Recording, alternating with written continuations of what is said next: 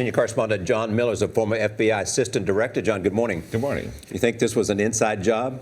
Well, as the judge pointed out when I suggested that, he said it does not take a Rhodes Scholar to figure that out. So now we know that these were not the smartest criminals, nor was and I you're not a Rhodes Scholar. cleverest reporter. But I think what you're looking at minimum, is somebody who's got enough background to put together a very convincing looking legal document, somebody with enough technical knowledge in a computer to get a real looking signature cut and pasted onto the bottom so it doesn't look cut and pasted, and to get it filed where the court documents would come from.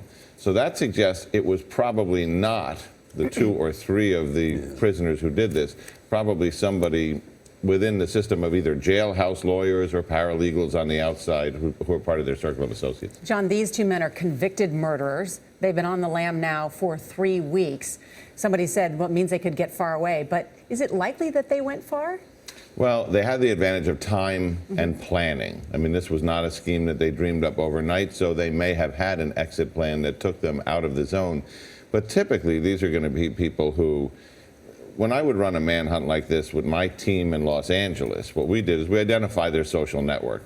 Who were their visitors in prison? Who were their phone calls to? They have logs of that.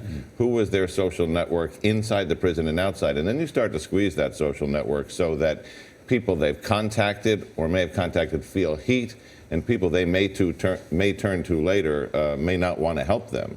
I assume they're trying to find out how many times this might have happened before. And they're finding some surprises. This spring, there was another prisoner who was serving a life sentence for attempted murder of a police officer. This detective was scanning the prison records to look in on people that were convicted of felonies from his cases, and he stumbled upon this order for early release, called the state's attorney, and they got out ahead of that case before that guy was let go. But now you see a second case, a third case. They scrubbed those records. Yesterday, we found in our scrub of the records a court document ordering the release of one of these 2 prisoners who had the forged documents this week that was from 2 years ago. So we're looking at that document now saying, well, A, they tried this once before. Why didn't it work then?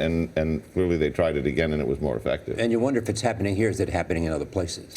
Well, I think a lot of courthouses woke up this morning and said, let's go through the files and just see what the paperwork says. You know, when I talked to Judge Perry yesterday, he said his big concern was, as they were going computer-wise to a paperless system, that it would have vulnerabilities. He said, but while we were working on security for that, these were actual paper documents that were filed there. So we got to look at the whole system. Fascinating. John, thank you.